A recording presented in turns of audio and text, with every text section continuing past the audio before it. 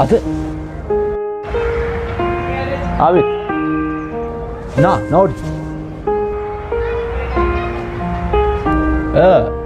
ገጣሚ ነህ ትባላለህ። እስቲ አንድ ግጥም በልልኝ። እስቲ አንድ ግጥም በልልኝ ልስማ። ብዙ ሰዎች ገጣሚ ነህ ምናምን ይላሉ። እስቲ በል። እሺ። የሄደው ሲመጣ የመጣው ይሄዳል፣ ከመንፈስሽ አስኳል ከአንቺነትሽ ጫፍ ላይ የሚቀር በቃ ተው በቃ።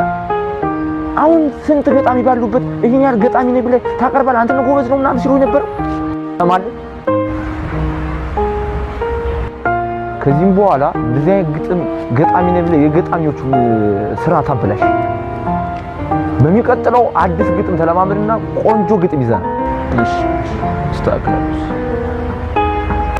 ካለዛ ግን ይሄን ግጥም ብለህ ብታቀርበው ገጣሚ ነኝ ብለህ ራሱ እንዳትገባ፣ ከገጣሚ ስም ራሱ እንዳትገባ።